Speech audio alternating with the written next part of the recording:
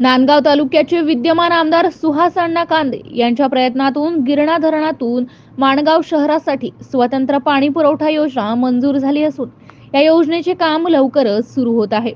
नांदगाव शहरातील महिलांसाठी हा एका प्रकारे उत्सवच आहे, असे वक्तव्य नांदगावचे विद्यमान आमदार सुहास अण्णा कांदे यांच्या सुविज्ञ पत्नी अंजुमताई सुहास कांदे यांनी केले आहे। शहरामध्ये महिलांच्या मनोरंजनासाठी होम मिनिस्टर या कार्यक्रमाचे आयोजन केले होते। त्या कार्यक्रमादरम्यान प्रमुख वक्त्या म्हणून त्या बोलत होत्या। नांदगाव शहराला सध्या 15 दिवसांनी पाणी पुरवठा केला जात आहे।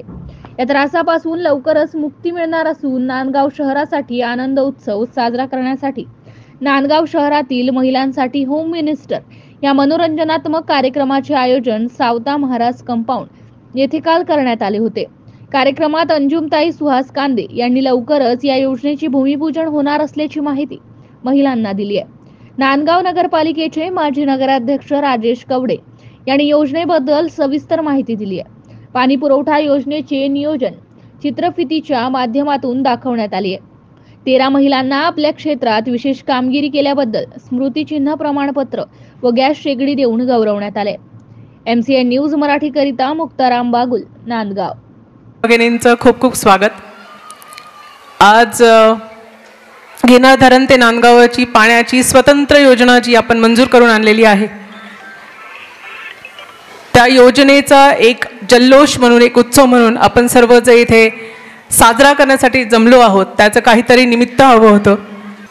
कार्यक्रमाला थोडासा व्यत्यय आणतंय, कारण गर्दी म्हटली की माझ्याकडनंही राहवत नाही तुमच्याशी गप्पा मारायच्या। सगळ्यांकडे एकेकीकडे येऊन गप्पा मारणं शक्य नाही, म्हणून म्हटलं 5 मिनिटं मीच बोलते। न भूतो न भविष्यती अशी ही आपली गिरणा धरण ते नांदगाव पाणी योजना मंजूर झालेली आहे। नांदगाव तालुका म्हटलं की फक्त मनमाडची करंजवन योजना लोकांच्या डोळ्यापुढे असायची। नांदगावचा पाणी प्रश्न, पर्टिक्युलर नांदगावचा पाणी प्रश्न कधीच ऐरणीवर आला नाही किंवा चर्चेत सुद्धा आला नाही, कारण आपल्या महिला अगदी 20 दिवस 15 दिवसानंतर पाणी भरून पण सुखी होत्या, आनंदी होत्या, काहीच कोणाला टेन्शन नव्हतं। असं मी म्हणणार नाही, पण आपल्या महिला तेवढा कुरबुऱ्या नाही आहेत, त्यामुळे कोणीच तशी अशी काही कंप्लेंट केलेली नव्हती। पण कारण अण्णांना ज्या दिवसापासून तुम्ही निवडून दिलेलं आहे, ज्या दिवसापासून तुम्ही त्याला कुटुंब प्रमुख म्हणून नेमलेलं आहे, या तालुक्याचा आमदार म्हणून नेमलेलं आहे, अगदी त्याच दिवसापासून तळमळीने खूप पोटतिकीने तो तुमच्यासाठी भांडतोय, काम करतोय, निधी आणतोय, विकास कामांना जेवढं शक्य असेल तेवढा हातभार लावण्याचा प्रयत्न करतोय। मग ज्या ठिकाणी पूर्ण नांदगाव तालुक्याचा विकास होतोय तिथे नांदगाव शहर का होणं राहावं? आपण बाहेर जातो, बघतोच आहोत, सगळीकडे छान छान पूल झालेले आहेत, रस्ते झालेले आहेत। आपल्या नदीच्या काठाला इतकं छान रुंदीकरण, खोलीकरण करून त्याचं सुशोभीकरणाचं काम चालू आहे। सगळीकडे हायमास्ट बसवलेले आहेत।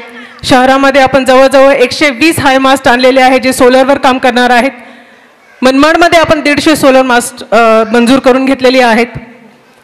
पाण्याची करंजवन योजना मनमाडची जवळजवळ 70% पूर्ण झालेली आहे आणि पुढच्या 15 दिवसांमध्ये आपल्या गिरणा धरण ते नांदगाव पाणी योजनेचं आपण भूमिपूजन करणार आहोत। हेही तुम्हाला सांगताना मला खूप आनंद होतोय। 15 दिवसाच्या आत आपण ते भूमिपूजन करणार आहोत आणि कामाला सुरुवात करणार आहोत।